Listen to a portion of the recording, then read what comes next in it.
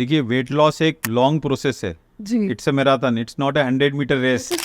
Process में total कितना time लगता है? तो जनरली इसमें एक दिन के हॉस्पिटल स्टे की आवश्यकता होती है। बॉडी में कोई कट्स नहीं लगते। एक ऐसा सिलिकॉन का बलून आता है जिसको हम पेट में स्टमक में ले जाके उसको फुला के छोड़ देते हैं। मेरे दिमाग में सबसे पहले आया था कि ये बलून मेरे स्टमक में फट जाएगा तो मैं या। मर जाऊंगी। ये हर बॉडी पे अलग अलग रिएक्ट करता है। तो बेसिकली ओबेसिटी हमारे देश में बढ़ती जा रही है, पर अनफॉर्चुनेटली हमारा देश एक ओबेसिटी की वर्ल्ड कैपिटल बनते जा रहा है। और कुछ लोगों के साथ ऐसा भी देखा है, जैसे मेरे पास भी पेशेंट्स होते हैं वेट लॉस के, तो उनमें होता है कि एक टाइम क्या ना बॉडी रिस्पॉन्ड नहीं करती है, वेट स्टक हो जाता है। जब भी पेशेंट हमारे पास वेट लॉस के लिए आते हैं तो जो फर्स्ट थिंग हम उनको एडवाइस करते हैं कि आप सबसे पहले डाइटिशियन से कांटेक्ट कीजिए, क्योंकि हम कम खा के अपना पेट भरा हुआ फील कर रहे हैं तो धीरे धीरे हमारा वेट लॉस होना शुरू होता है। हाय, आप सभी का फिर से स्वागत है।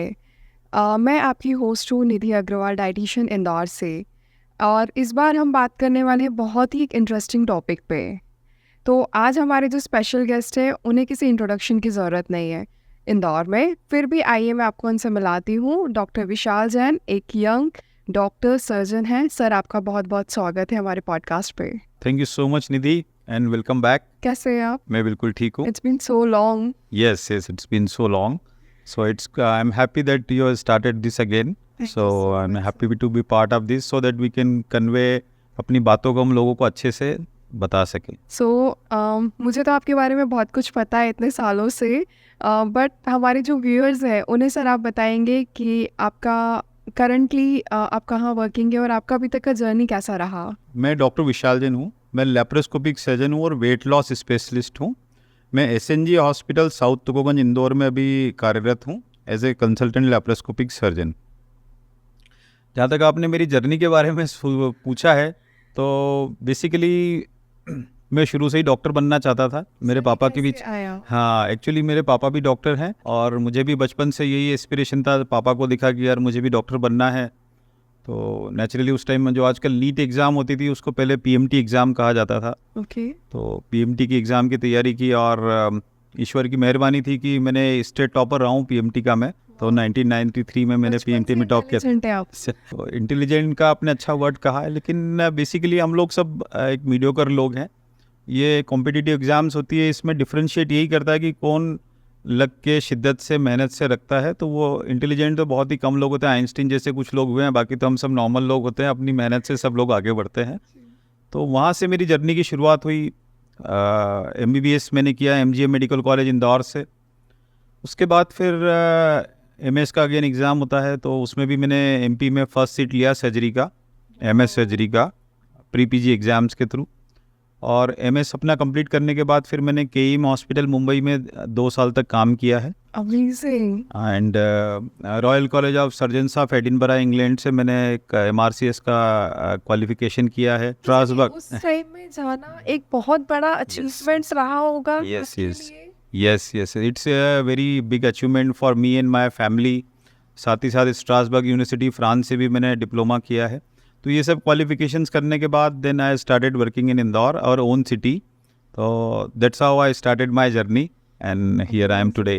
व्यूअर्स देख रहे हैं कितने इंटेलिजेंट है सर एंड मल्टी टैलेंटेड है। लाइक ये पॉडकास्ट देखना तो बनता है आज का। तो इसके साथ साथ बात करूँगी सर, जो बहुत ही ज़्यादा ट्रेंड में है अभी, गैस्ट्रिक बैलून सर्जरी के बारे में हम थोड़ा सा जानना चाहेंगे कि ये क्या होता है। अभी जो मॉडर्न हमारी लाइफस्टाइल हो गई है उसमें जो नई नई बीमारियां आने लग गई है उसमें सबसे एक इम्पॉर्टेंट चीज़ है ओबेसिटी, मोटापा। तो ये एक ऐसा टॉपिक है, टेंडर पॉइंट है, जो हर किसी को कहीं ना कहीं टच करता है और सबको लगता है बस मेरा कुछ वज़न कम हो जाए, कुछ कम वज़न कम। दैट्स अ वेरी, और इंदौर तो हमारा फूड कैपिटल है ही, तो आपको हर जगह रात में 3 बजे भी लोग खाने के लिए मिल जाते हैं। सो बेसिकली ओबेसिटी हमारे देश में बढ़ती जा रही है और हमारा देश हर जगह प्रोग्रेस कर रहा है, पर अनफॉर्चुनेटली हमारा देश एक ओबेसिटी की वर्ल्ड कैपिटल बनते जा रहा है जी। तो नंबर ऑफ केसेस बहुत बढ़ रहे हैं और स्पेशली चाइल्डहुड ओबेसिटी अब काफ़ी ज़्यादा होने लगी है। तो ये थोड़ा एक चिंता का विषय है। तो वेट लॉस करने के कई तरीके हैं। हर कोई, किसी ने कोई गर्म पानी पीना पसंद करता है, कोई ग्रीन टी पीता है, और हम सब जानते हैं कि इन सब का कितना इफेक्ट होता है। हाँ, बहुत सारे ऐसे रेमेडीज़ हैं और हर कोई चाहता है कि हमारा बस कैसे भी वज़न कम हो जाए। कुछ हमें करना हो तो ठीक है, लेकिन अगर हमें ज़्यादा वेट है तो हमें कुछ मेडिकल हेल्प की ज़रूरत लगती है। तो आजकल कई टेक्निक्स भी आ गई हैं जिसमें कुछ ड्रग्स अवेलेबल हैं।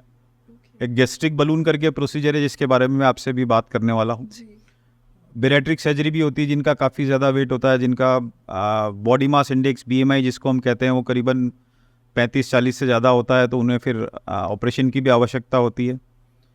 जहाँ तक आपने गैस्ट्रिक बलून के बारे में पूछा है, तो एक ये नई टेक्निक आई है जिसमें अगर हम अपना 15-20 किलो तक वज़न कम करना चाहते हैं या हमारा BMI 35 से कम है, तो ये बहुत अच्छा ऑप्शन है जो हमारी वेट लॉस जर्नी को स्टार्ट कर सकता है। सर जैसे आपने BMI की बात करी, आपको और मुझे बहुत अच्छे से पता है कि what is BMI, important role कैसे प्ले करता है, बट ऑडियंस के लिए हम कोई ऐसा फिगर बता सकते हैं कि अगर किसी का वेट 90 kg है या 100 kg है, तो वेट के अकॉर्डिंगली आप इसे समझाएंगे?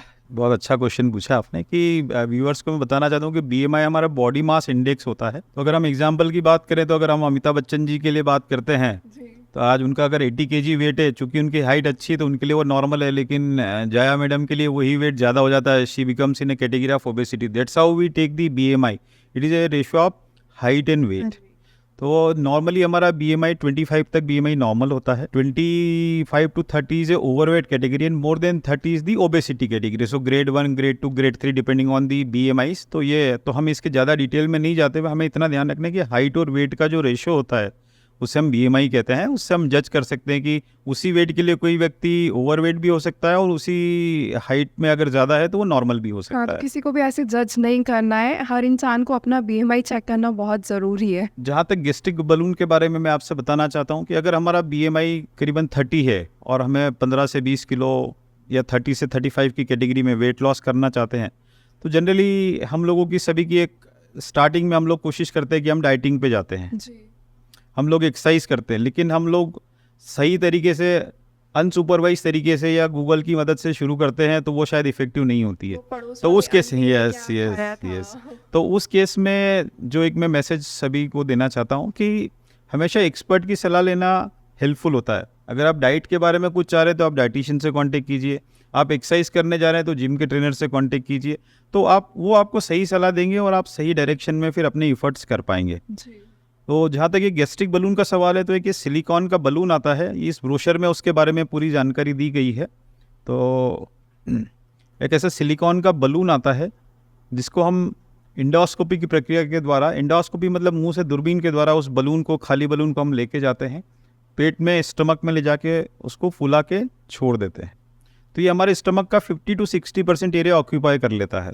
तो हमारा 50 to 60% एरिया ऑक्यूपाई होने से हम ज़्यादा खा नहीं पाते हैं और हमारे कम पेट में हमें ऐसा लगता है कि हमारा पेट भर गया है कम खाने से। तो हमारे माइंड को ऐसा सिग्नल जाता है कि अब वी आर फुल।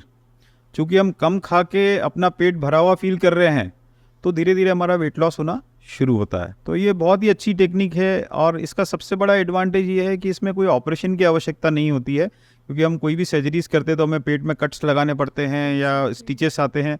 इसमें हम चूँकि नेचुरल पैसेज से जा रहे हैं इंडोस्कोपी के थ्रू, तो हमें ऑपरेशन की आवश्यकता नहीं होती, किंतु ये प्रोसीजर भी अंडर एनेस्थीसिया ही हमें करना पड़ता है। ओके, तो इसके लिए आपको भी डॉक्टर का ध्यान रखना है कि आप किन से करवा रहे हैं। यू कांट बी लाइक कि चलते हुए किसी से हम करवाएं। और सर इसमें प्रोसीजर में टोटल कितना टाइम लगता है, लाइक किसी को करवाना हो तो 1 दिन, 2 दिन, 3 दिन? देखिए, वेट लॉस एक लॉन्ग प्रोसेस है जी, it's a marathon, it's not a 100 metre race.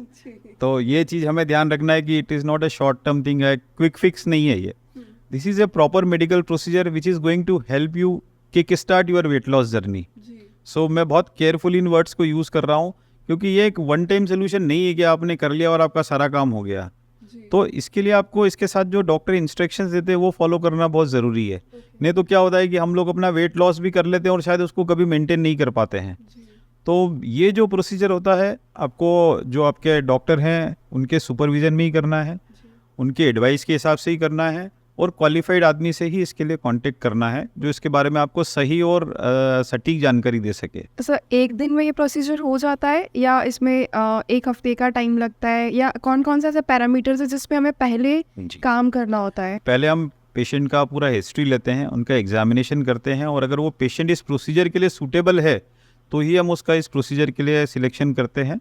जहाँ तक टाइम की आपने बात की है, तो जनरली इसमें 1 दिन के हॉस्पिटल स्टे की आवश्यकता होती है। जैसा मैंने शुरुआत में बताया था कि इसको अंडर एनेस्थीसिया किया जाता है, तो एनेस्थीसिया के इफेक्ट्स में बाहर आने में भी हमें कुछ घंटों का समय लगता है। तो जनरली हम 4 से 6 घंटे के लिए ऑब्जर्वेशन के लिए रखते हैं तो अगर मरीज बहुत ही कंफर्टेबल फील करता है तो हम सुबह प्रोसीजर करके शाम को भी डिस्चार्ज कर सकते हैं या फिर अगले दिन करते हैं। ये आपकी जर्नी की एक शुरुआत है। तो इसके बाद धीरे धीरे आपका वेट लॉस होने लगता है। आपको जब हम फॉलोअप्स देते हैं उनको आपको फॉलोअप विजिट्स में आना रहता है। हम डाइट के बारे में एडवाइस करते हैं। हमारी डाइटिशियन टीम में जो रहती है वो आपको गाइड करती है कि आपको क्या खाना चाहिए, क्या नहीं खाना चाहिए, किस तरीके से इंस्ट्रक्शंस देना रहती है। तो इस तरीके से आपकी वेट लॉस जर्नी की स्टार्ट होती है। और ये जो बलून डालते हैं ये ज़्यादा से ज़्यादा हम इसको 1 साल तक रख सकते हैं अपने स्टमक में। और इस प्रोसीजर की अच्छी बात ये है कि रिवर्सिबल होता है। 1 साल के बाद हम इस बलून को वापस निकाल लेते हैं। जो ज़्यादा से ज़्यादा समय है वो 1 ईयर है। तो निकालने में भी सेम प्रोसेस सेम होता है? बिल्कुल ठीक है, निकालने में भी सेम प्रोसीजर होता है। हमें बलून को जो जिसमें सलाइन से हम भरते हैं उसको हम बलून को एम्प्टी करते हैं और एम्प्टी बलून को एंडोस्कोपी की प्रक्रिया के द्वारा दोबारा निकाल दिया जाता है। तो अच्छी बात ये इस प्रोसीजर के बारे में ये बताना चाहता हूँ कि ये एक तो रिवर्सिबल है। आपकी बॉडी में कोई परमानेंट चेंजेस नहीं आते हैं, बॉडी में कोई कट्स नहीं लगते हैं और 1 साल से पहले भी अगर हम चाहें तो इसको निकलवा सकते हैं।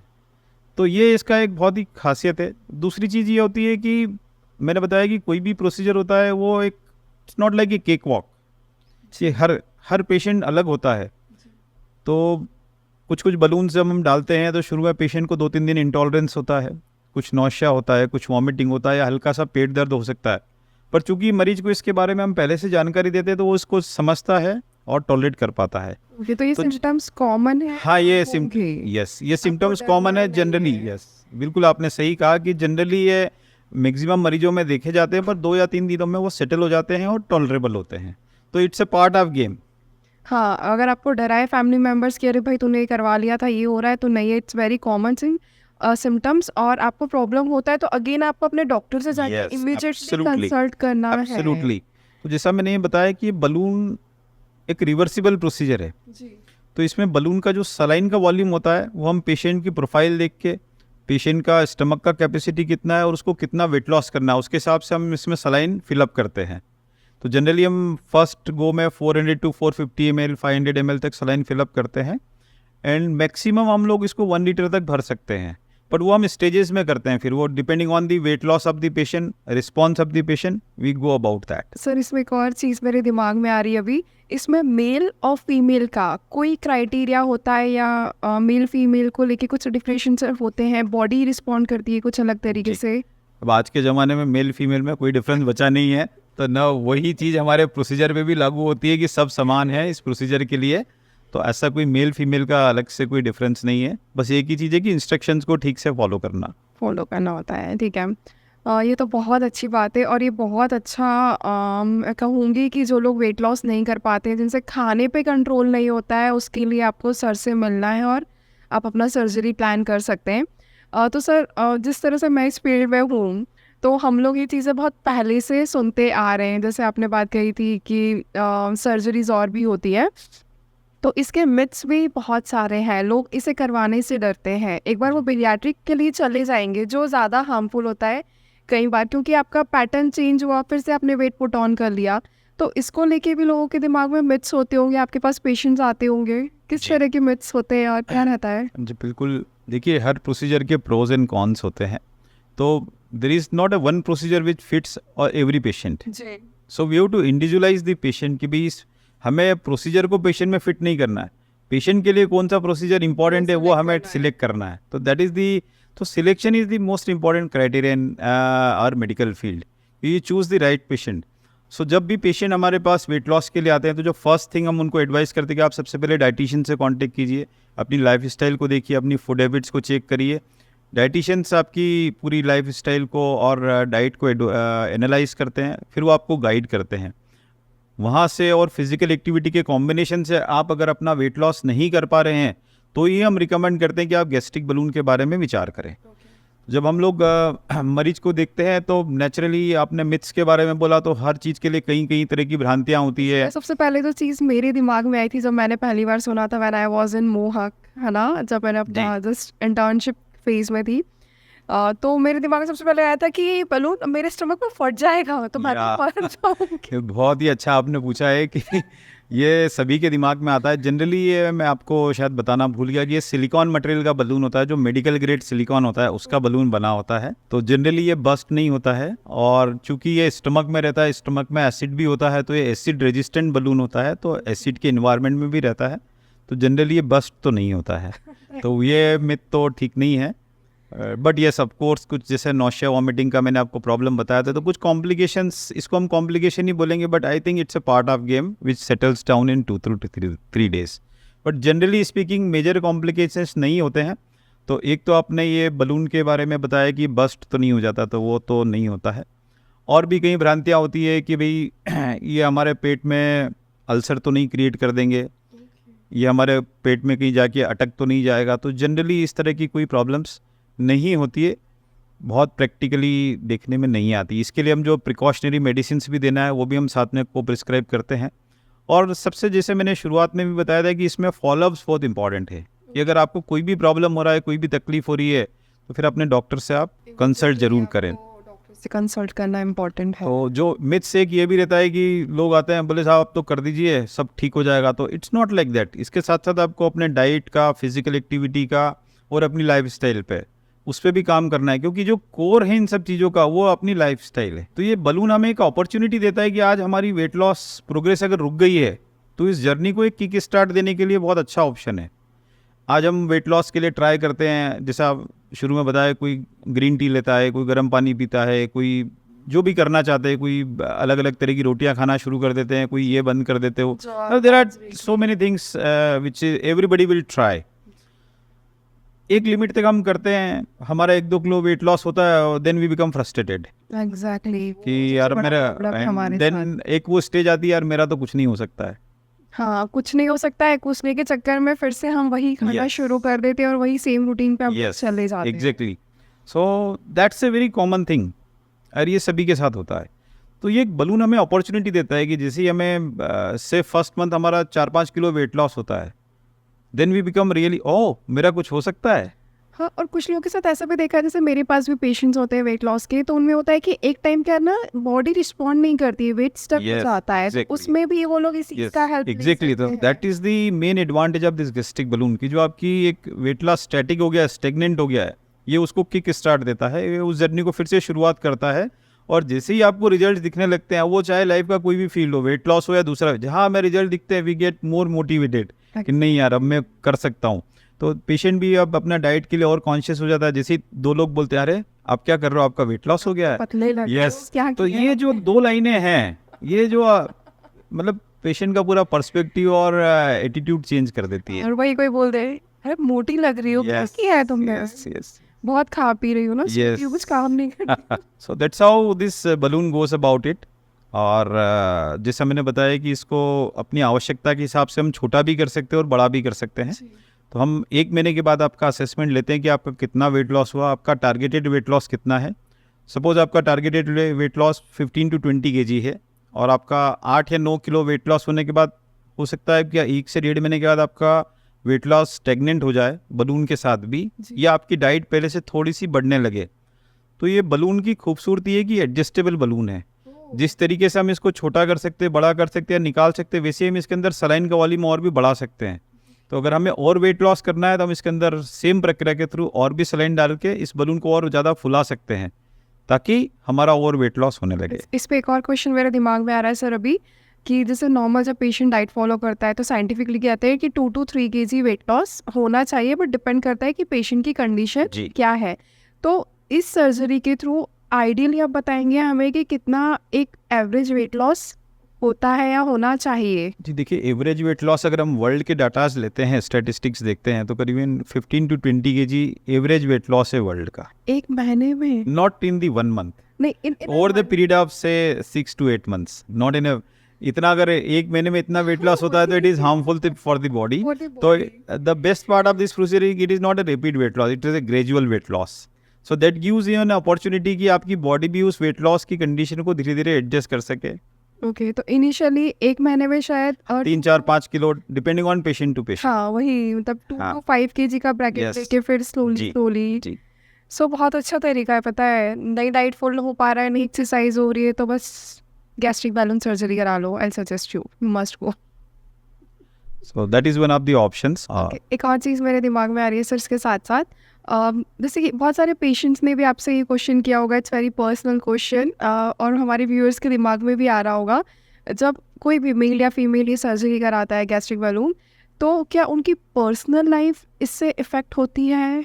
मतलब पूछा होगा शायद किसी ने। Yeah, definitely. That is a very common question asked by everyone.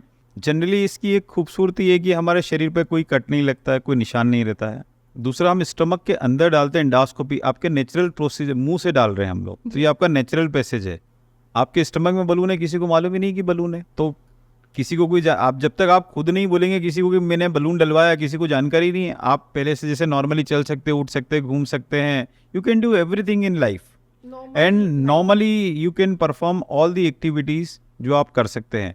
But एक ही एक्टिविटी जो हमारा बेसिक पर्पस है कि आपको खाने पे जो कंट्रोल करना है, वही चीज़ के लिए जो हमने बलून डाला है, तो you have to be careful with that, because the एक वर्ड आजकल बहुत कॉमन है, mindful eating. So mindful eating के लिए हम कितना भी लोगों को समझा दें, ज्ञान दे दें, कितने डाइटिशियन चार्ट बना के देते हैं, वो एक बार पढ़ते हैं और शायद मुझे नहीं लगता है कि उसके बाद ज़्यादा वो पढ़ पाते होंगे या फॉलो कर पाते होंगे। फॉलो करने वाले ही करते हैं। तो सर जैसे बीइंग एन अग्रवाल, बहुत सारे फेस्टिवल्स होते हैं हमारे यहाँ, और सपोज़ मैंने सर्जरी कराई है, और अब आपको तो पता ही है कि दाल बाटी और खीर पूड़ी भजिए, हर तीसरे दिन कोई नया फेस्टिवल होता है, तो हमारी बॉडी भी कोई सिम्टम्स देती है जब हम ओवर ईटिंग कर लेते हैं। तो देखिए फिर घूम फिर के बात वहीं आ जाती कि हमें ये भूलना नहीं चाहिए कि हमने प्रोसीजर करवाया क्यों है, क्योंकि हमें ध्यान में रखना है कि हमने प्रोसीजर इसीलिए कराया कि हमारा डाइट पे कंट्रोल हो सके। तो जैसा आपने पूछा कि दाल बाटी, अब दाल बाटी तो हमारा मालवा का फेवरेट है, ठीक है, मुझे भी पसंद है, ऐसा नहीं है, लेकिन एक्सेस हर चीज़ का ख़राब होता है।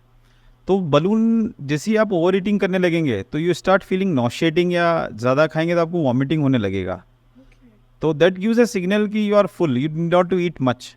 सो small frequent meals as advised in our diet chart given by the dietitian, that should be the followed by the time the balloon is in your belly. So that is the thing कि आपको उसको ध्यान में रखना है, आपको over eating से बचना। आप ज़्यादा ऑयली, ज़्यादा स्पाइसी, ज़्यादा फ्राइड फूड लेंगे तो यू विल स्टार्ट फीलिंग नॉशिएटिंग, या ज़्यादा आप मीठे की तरफ अगर हैं तो आपका फिर देखिए बेसिक पर्पस डिफीट हो जाएगा। हमारा पर्पस है बलून को डालने का, हमारा वेट लॉस करना, और हमारा वेट लॉस जब भी होगा कि जब हम नेगेटिव कैलोरी बैलेंस में जाएंगे। तो ये हमारे पोर्शन साइज को कंट्रोल कर रहा है। अब आपने 2 गुलाब जामुन खा लिए, पेट तो भर गया, आपने पोर्शन तो थोड़ा ही खाया, लेकिन नंबर ऑफ कैलोरीज ज़्यादा चली गई आपकी। या आपने आइसक्रीम खाया, तो बलून के साथ आप ये सब खा पाएंगे, लेकिन आपका पर्पस डिफीट हो जाएगा। तो you to be really mindful with your eating. Again I am repeating the same sentence. हाँ, तो एक और चीज़ अभी मेरे माइंड में क्लिक हुई है, इसमें पर्टिकुलर सर कोई एज ग्रुप होता है जिसे हम कंसिडर करते हैं? That's very good question you asked by you. Generally हम एडल्ट्स में ये प्रोसीजर रिकमेंड करते हैं, वो 17-18 ओल्ड जो हो जाते हैं उन्हीं में ये प्रोसीजर रिकमेंड करते हैं, क्योंकि जैसा मैंने बताया कि इसमें माइंडफुल ईटिंग वर्ड आता है, या जो हम डाइट इंस्ट्रक्शन दे रहे हैं उसको फॉलो करना है। अब जैसे छोटा बच्चा है 10, 11, 12 साल का, वो naturally chocolates, ice creams and fast foods की तरफ वो ज़्यादा उसका इंक्लिनेशन होता है, तो हम उसको कितना भी समझा लें वो उस चीज़ को शायद नहीं समझ पाएगा। तो अगर उसके साथ में वो सब ये चीज़ें कंज्यूम करता है तो उसको डिजायर्ड रिजल्ट्स नहीं मिलने वाले हैं, या it can lead to the problems like nausea and vomiting and discomfort. So generally हम लोग 17-18 ईयर्स में जब आप मैच्योरिटी पे आ जाते हो, जिस चीज़ को समझने लगते हो, तो ही उन लोगों के लिए रिकमेंड होता है। ऑफ कोर्स ओल्ड एज में depending on the fitness of the patient we decide whether to go for not. It's not a fix age, is just a number, many times ऐसा कहा जाता है। तो it's more of your fitness than a age number, but yes lower we can say 17-18 plus. 17-18 और at the age of 95 भी अगर fit है, but yes that we have to see कि कोई कोमॉर्बिडिटीज तो नहीं है। दूसरा diabetes, blood pressure, thyroid, heart problems, और दूसरे ऐसे कोई फैक्टर है जिससे कि, क्योंकि चूंकि हम ये वेट लॉस एक अपनी बेहतरी के लिए कर रहे हैं, आज जिस कंडीशन है उससे अच्छे जाने के लिए, तो हम ऐसा कोई भी प्रोसीजर आपको रिकमेंड नहीं करना चाहते जो आपकी कंडीशन को और ख़राब करे। सो हमें फिटनेस लेवल चेक करके ये डिसीजन लेना चाहिए कि आपके लिए सूटेबल है या नहीं है।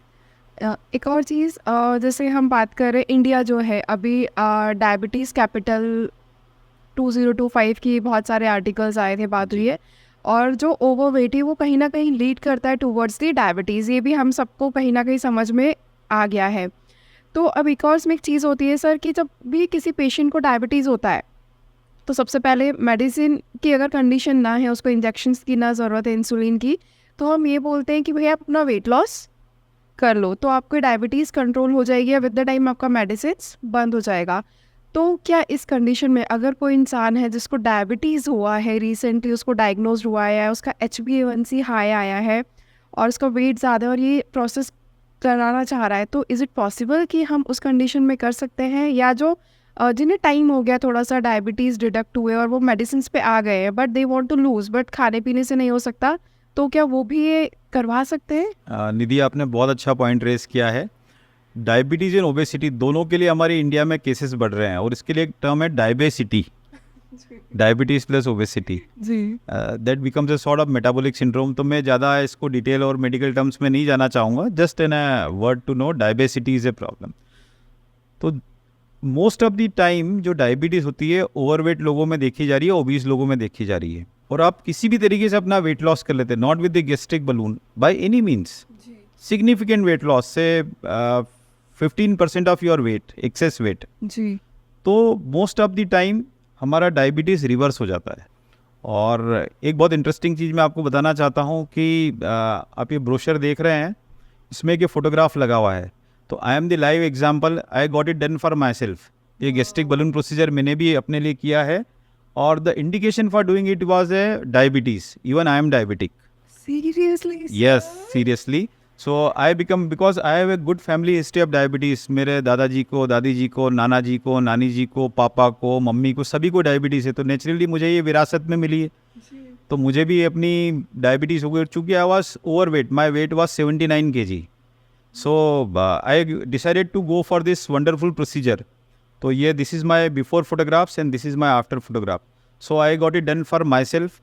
आई have lost 16 kg of my weight and the best part ये है कि मेरी डायबिटीज़ उसके बाद ख़त्म हो गई है। तो पिछले आई थिंक मुझे कराए 6-7 साल हो गया है। तो जब से मैं अपना वेट भी मेंटेन करने की कोशिश कर रहा हूँ, मेरा वेट भी मेंटेन है और अभी मुझे डायबिटीज़ की दवाइयाँ लेने की पिछले 6-7 सालों से ज़रूरत नहीं है। तो that is the best part about not only this procedure, by any means if you can lose your significant weight that can reverse your diabetes. And diabetes के साथ अगर आप डायबिटीज़ की मेडिसिन पे हो तो आप ये प्रोसीजर करवा सकते हैं? Yes yes yes, definitely.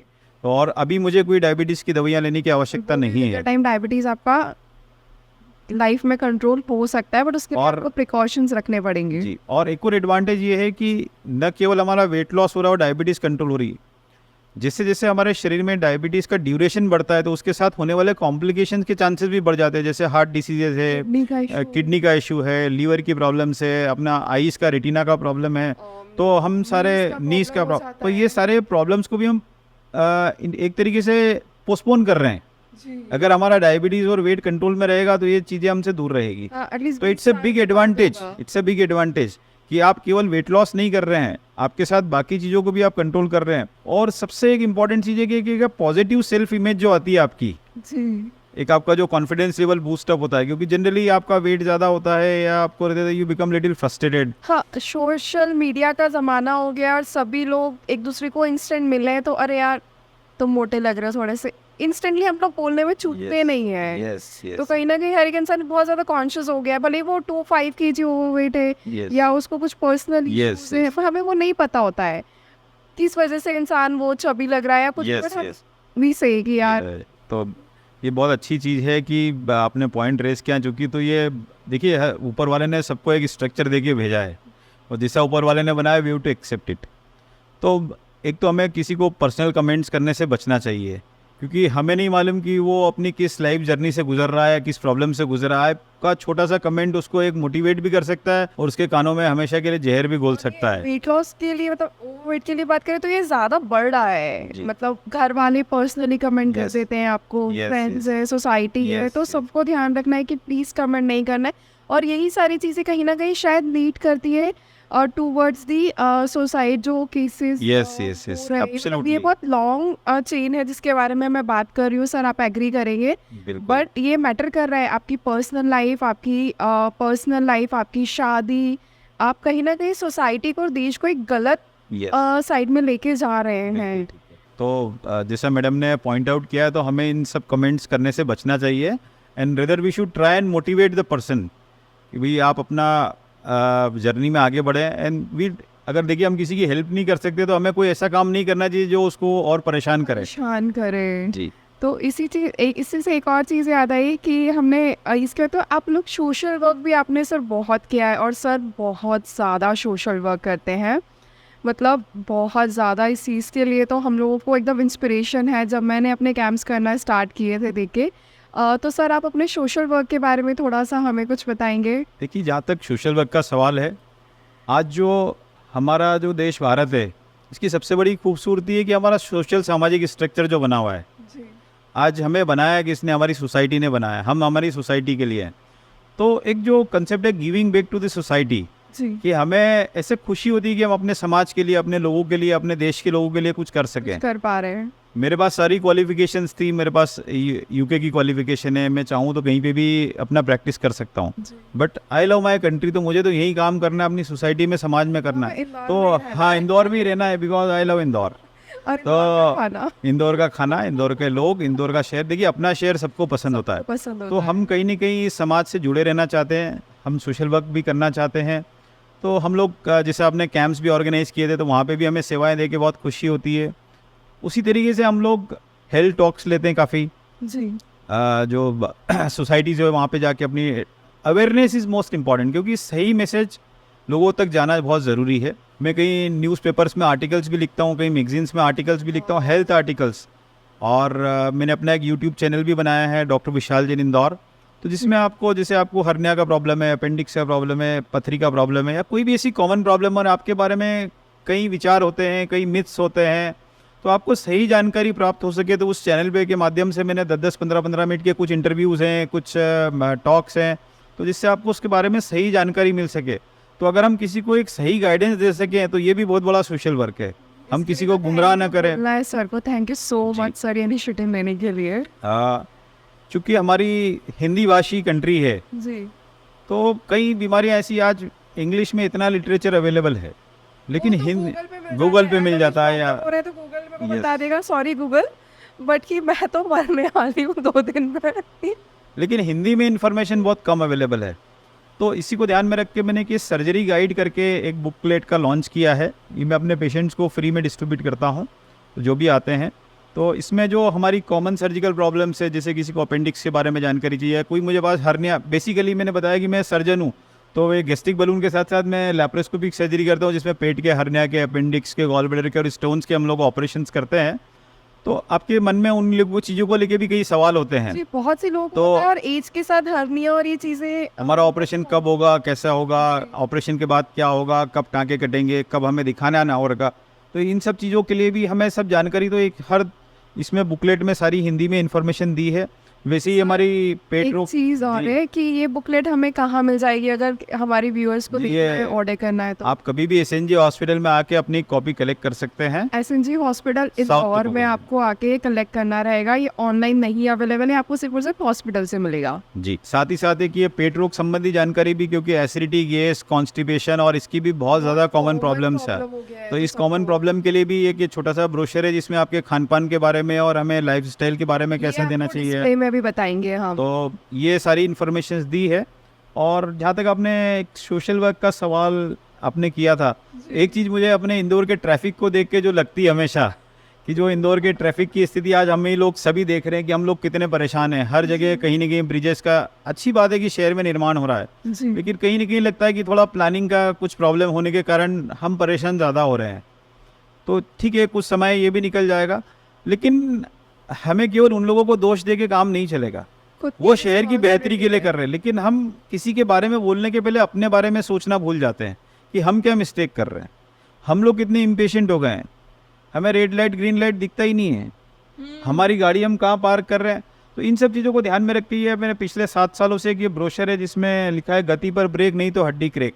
तो इसमें आपको बहुत सिंपल पॉइंट्स दिए गए हैं कि आप इनको रूल्स को मैं सभी से रिक्वेस्ट करता हूँ, सभी की ओपीडी फाइल्स में हर पेशेंट के साथ ये कंपलसरी पिछले 7 साल से जा रहा है कि आप अपना फाइल में लगा के देता हूँ, ताकि उनसे रिक्वेस्ट करता कि आप इसको आप पढ़िए, इसको फॉलो करिए। तो इससे न केवल हमारा एक्सीडेंट का रिस्क कम होगा, हमारा शहर का ट्रैफिक भी सुधरेगा, और साथ ही साथ जो हमें छोटी छोटी चीज़ों को लेके स्ट्रेस होता है, टेंशन होता है, एंग्जाइटी होता है, वो भी कम होगा। और अगर वो कम होगा तो आपका एसिडिटी, गैस का भी प्रॉब्लम कम होगा।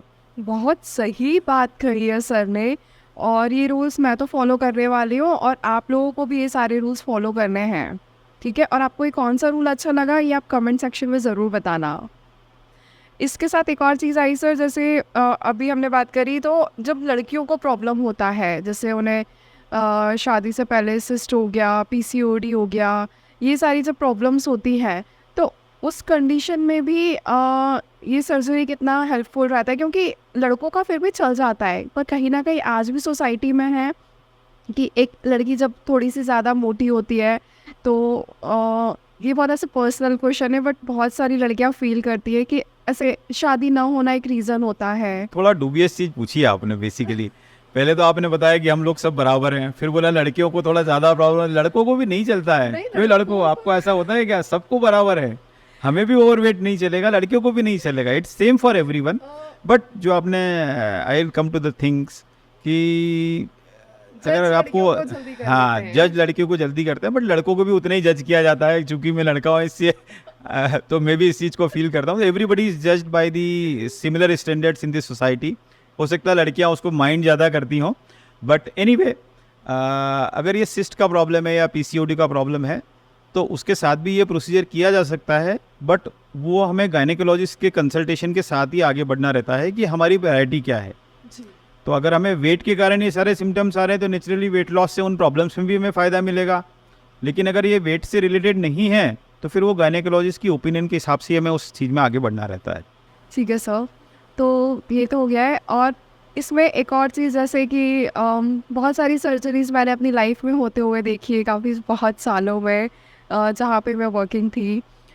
तो डाइट जो इम्पोर्टेंट रोल प्ले करती है, हम कहते हैं, जी। जैसे आपने बताया कि डाइटिशियन जो होती है जी। आपको डाइट चार्ट्स देती है, तो इसमें 2 से 3 कैटेगरी होती है। जैसे किसी का सर्जरी हुआ जी तो उसके नेक्स्ट वीक में उसे कोई स्पेसिफिक डाइट रहती है। अब ऐसा लगता है ना कि आज ही मगर मैं खाना नहीं खाऊंगी और मैंने रोटी नहीं खाई है, तो मेरी जी। मम्मा शी लेके तू क्या डाइट कर रही यस है? यस हमारे इंडिया में कि यार Yes. चपाती तो कंपलसरी। खाना मस्ट है, या मेरे पेशेंट बोलते हैं मैम प्लीज चपाती ऐड कर Yes. दो, क्योंकि घर वालों Yes. को लगता है कि Absolutely. मैं भूखा हूँ। तो डाइट की कौन कौन सी स्टेजेस होती हैं और कैसे होता है, आप वो बताएंगे? जनरली बलून प्रोसीजर के बाद भी हमें फर्स्ट वीक में तो लिक्विड डाइट पे रखना पड़ता है, और सेकेंड वीक से हम लोग सेमी सॉलिड डाइट पे, depending on the tolerance of the patient. तो स्लोली ग्रेजुअली हमें आगे बढ़ना रहता है, और इसके लिए फिर जो हमारी डाइटिशियन टीम में जो हैं वो गाइड करते हैं कि भी आपको किस तरीके से लेना है। तो अगेन मैं उस चीज़ को री एम्फेसाइज करना चाहता हूँ कि it is not a quick fix solution. You to take care of your diet, you to take care of your physical activity along with regular follow-ups and consultation with the doctor team and the dietitian. तो ये सबसे इस programme की success का सबसे बड़ा role ही यही है कि आप अपनी लाइफ में थोड़ा डिसिप्लिन हो जाएं, जी, क्योंकि डिसिप्लिन होने बिना जीवन के किसी भी फील्ड में सक्सेस नहीं मिलने वाली है। वही इस फील्ड में भी हमारे बलून के साथ भी वही चीज़ है। अगर बलून हो गया, सब कुछ हो गया, फिर भी अगर मुझे बहुत ज़्यादा भूख लग रही है, जो डाइटिशियन ने डाइट प्लान दिया है जी वो भी नहीं हो रहा है, तब भी ओके, मतलब एक्सेस में भूख लगती रहा तो इंसान ज़्यादा परेशान Yes, होता है as yes, compare to eating करने के Yes, बाद। yes. तो उस कंडीशन में हम कोई ऐसे कोई मेडिसिन आता है क्या जो हम देते हैं? लोगों को लगता है कि कोई मेडिसिन खा लेंगे तो उससे हमारा वेट लॉस नहीं, हो देखिए जाएगा, ये- तो भूख नहीं लगेगी। ओके, सो अगेन बलून एक हमें अपॉर्चुनिटी देता है कि कम खाने में हमारा पेट भर जाए, जी, है ना। So it occupies A space in your stomach so that you become full with the less food, ठीक है। Okay, and it slows the gastric emptying. तो हमारा स्टमक धीरे धीरे खाली होता है, तो हमें दोबारा भूख जल्दी नहीं लगती, लेकिन इसका ये मतलब नहीं कि भूख को ख़त्म कर देता है। भूख तो हमें लगेगी। तो इसीलिए हम जो अपनी एडवाइस में देते हैं कि आपको समय समय पर खाना है, टाइम से खाना है। जैसे कुछ हम हाई प्रोटीन डाइट भी सजेस्ट करते हैं, कुछ फाइबर का इंटेक बढ़वाते हैं, जिससे कि आपको जल्दी दोबारा भूख ना लगे। And you should never be hungry before your next meal. Okay, तो 3 to 5 minutes Yes, average yes, आपका absolutely. breakfast, mid morning Absolutely. lunch, You are evening snacks, dinner and Absolutely, bedtime. absolutely. But जब initially first week रहेगा तो शायद उसमें liquid diets पे रहता है। जैसे coconut water, Yes. Lime water, Yes, yes, absolutely. Shake. ऐसे ठंडा गर्म का भी कोई फर्क नहीं पड़ता Nothing, है, nothing, nothing, nothing. आप कुछ कुछ भी खा Yes, सकते हैं yes. यार, कितना अच्छा But- तरीका है। No alcohol, no soda drinks, no cold drinks. अच्छा, तो आप स्मोक नहीं कर सकते यस यस एंड आप अल्कोहल नहीं ले सकते, आप ड्रग्स एंड ऑल है, Yes, yes. नॉनवेज खा सकते हैं yes to some extent, but but yes after वो जो थर्ड फेज Yes, होता है yes, सॉलिड के बाद yes, वाला, yes, उसमें खा yes. सकते हैं। You can eat normally whatever you used to eat before the procedure, but the quantity should be limited. Limited. और देखिए मैंने बताया कि ये एक बहुत अच्छी अपॉर्चुनिटी है कि आज अगर हमारी लाइफस्टाइल खराब है, उस खराब लाइफस्टाइल में ये सारे एस्पेक्ट्स भी आ गए हैं, वो चाहे अल्कोहल हो, चाहे स्मोकिंग हो, चाहे ड्रग्स हो, तो इट बिकम्स ए अपॉर्चुनिटी कि अभी तक जो हो गया वो ठीक है, जितना नदी में पानी बहना था वो बह गया, लेकिन अब हमें आगे का ध्यान रखना है। द वेरी फैक्ट कि आपने ये प्रोसीजर के लिए हमसे कांटेक्ट किया या प्रोसीजर करवाया, मतलब आप पॉजिटिव एटीट्यूड को लेके आए हैं और अब आप चाहते हैं कि आपके जीवन में बदलाव आए। तो अगर आप चाहते हैं कि वाकई में बदलाव आए तो फिर आपको केयरफुल रहना पड़ेगा, क्योंकि आप अगर इन चीज़ों की तरफ प्रति वापस जाएंगे तो फिर आपको डिजायर्ड रिजल्ट भी नहीं मिलने वाले हैं और थोड़े दिनों के बाद हमारे सभी किए के राय पे पानी फिर जाएगा। इसमें एक और चीज़ अभी हमने बात करी कि अल्कोहल और स्मोक की, जो कि बहुत ज़्यादा ट्रेंड में है और यूजुअली पीपल टेक, तो इस सर्जरी के बाद आपको अल्कोहल, स्मोक, ड्रग्स वगैरह नहीं लेना आता बिल्कुल है। नहीं लेना है। बट क्योंकि अब होता है ना कि फ्रेंड्स ने बोला या फिर हो गया, आप वर्किंग हो, आपके कॉलीग्स हैं, अगर इस कंडीशन में कभी कोई अल्कोहल या स्मोक कर लेता है तो उससे कुछ इफेक्ट होता है? कि जनरली स्पीकिंग एक आध बार लिया तो उससे कुछ ऐसा हार्मफुल इफेक्ट नहीं है, but it is not advisable to take, because क्या होता है कि ये ना एक विंडो खोलने जैसा है, विंडो बंद है बात खत्म, विंडो ओपन हो गई तो फिर उसका यूज़ सामने वाला अपने हिसाब से करेगा। तो ये एक बार ले लिया, दो बार, इसकी परिभाषा कौन डिसाइड करेगा? कम ज़्यादा की परिभाषा कौन डिसाइड करेगा? तो इसलिए नहीं, मतलब नहीं is the best thing, no means no. So most important है, अगर आप ये सर्जरी कराने का प्लान कर रहे हैं तो आपको अपना स्मोक और आपको अपना ड्रिंक और ड्रग्स एंड ऑल अगर है तो आपको ये तो स्ट्रिक्टली नहीं, क्योंकि ये अपने आप एक अकेली चीज़ नहीं है। आप अल्कोहल लेते हैं तो लेट नाइट फूड खाते हैं, उसके साथ बहुत सारे स्नैक्स खाते हैं। आप लेट नाइट घर जाते हैं, जाते से ही आप सो जाते हैं क्योंकि आप होश में ही नहीं होते हैं। अच्छा, नेक्स्ट डे आप जल्दी उठ नहीं पाते हैं, तो एक्सरसाइज का ई क्या होता है किसी को मालूम ही नहीं है। तो it's not a one thing, it's a complete package. तो आप उसको बाहर निकलने के लिए एक बहुत अच्छी अपॉर्चुनिटी है ये, कि आपका एक चीज़ बंद होगा तो आपकी सारी चीज़ें बंद हो जाएगी, यू बिकम स्ट्रीमलाइन। तो इससे अच्छा पैकेज कहाँ मिलेगा आपको? हाँ, मतलब आपके बैलून पे ये कोई इफेक्ट नहीं डालता है जो लोगों के अंदर एक थोड़ा जैसा सा मैंने बताया कि ये सिलिकॉन का मेडिकल सिलिकॉन ग्रेड का। बलून होता है जो एसिड रेजिस्टेंट होता है, but that is not advisable to go for all this things. नहीं नहीं, ऑब्वियस बात है, हमने सर्जरी कराई है, इतना Yes. कंट्रोल किया है 3 हफ्ते तक, लिक्विड डाइट पे, फिर सेमी सॉलिड पे, फिर सॉलिड पे आया यार, ये सब नहीं करना है आपको, तो इस पे हम नहीं जाएंगे। तो आपको नॉनवेज भी नहीं खाना है, आपको ड्रिंक्स भी नहीं करना है, स्मोक भी नहीं है और ड्रग्स भी आपको नहीं लेना है। आपने सर कहा कि एक्सरसाइज का ई भी हम फॉलो नहीं करते हैं, बट जिम का जो है बुखार सबके दिलो दिमाग में रहता है, जैसे वेट लॉस की बात होती है, तो इस सर्जरी में जिम जा सकते हैं या एक्सरसाइज करनी होती है या वॉक करना इज ओके, कैसे?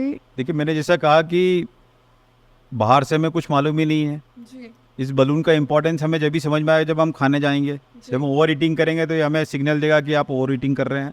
तो आप आपकी सारी फिजिकल एक्टिविटीज़ कर सकते हैं, आप वॉक पे जा सकते हैं, आप साइकिलिंग कर सकते हैं, आप योगा कर सकते हैं, आप जिम भी जा सकते हैं। लेकिन वर्ड ऑफ क्वेश्चन जो मैं यहाँ पे देना चाहूँगा कि एक आपका डाइट कम हो रहा है, जी आपका वेट लॉस चालू हो गया है, जी तो आप ओवर एक्सरसाइज से बचना है हमें। क्योंकि जिम में जनरली क्या होता है कि आपके पड़ोसी ने कितना वेट उठाया है, आपका पड़ोसी कितना रन कर रहा है, आपका कंसंट्रेशन उसके ऊपर रहता है। तो हमें कोई कंपटीशन नहीं करना है, हमें अपनी जर्नी अलग है, उनकी जर्नी अलग है।